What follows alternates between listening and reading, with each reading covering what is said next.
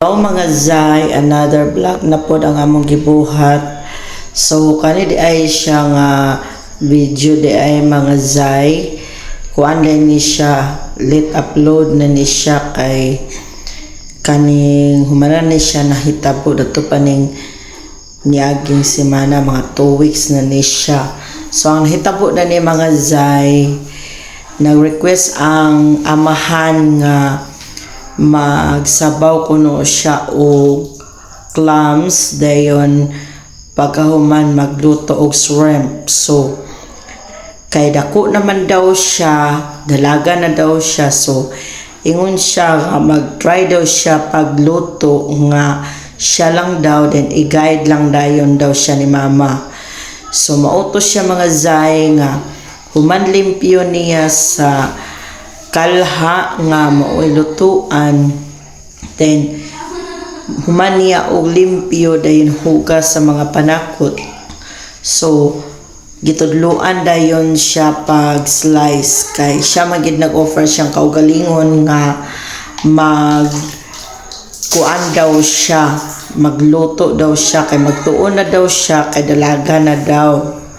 So mautos siya nga ang una niya nga slice ang bombay, dayon sunod dayon ang sibuyas dahonan, then luya, then atsal, then ahos dayon. So pagkahuman dayon niya o prepare sa mga panakot mga Zay, so gitongtong na dayon ang kalha kay para nga kung mainit na siya yan na dayon butangan dayon sa oil.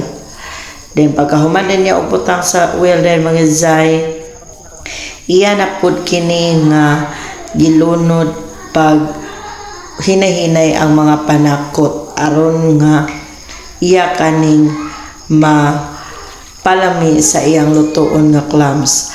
Pagkahuman sa mga panakot mga Zay, yan ang gilunod ang clams, pero before pa na niya mga Zay gilunod ang clams, gilapuan pa na una namo kay mas maayo magitong safety gyud ay ha pa dayon ang pag kuan dayon pagsabaw adto.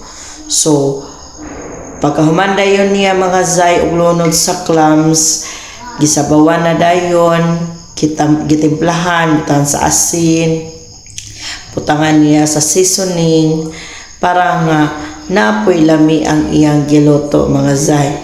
So na-amuse kayo ang amahan kay iyang na-discover nga ang iyang anak nagtuon, naghinay-hinay pagtuon sa pagluto. Sumoto siya nga giduulan sa iyang amahan kay imbes nga iyang tatong katawan pero siya nagpasabot kay namilagruhan ang amahan mga Zay nga iyang babae maoy nag-offer nga may magluto.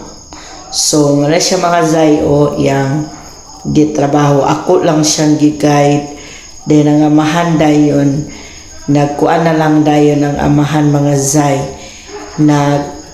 nag-observe or naminaw kung unsay gibuhat sa iyang anak. Mauna to siya mga Zay, pagkaluto dayon gihaon na, then gibalhin sa butanganan kay aron nga makaluto na pod ni sa shrimp nga gitugon sa iyang amahan.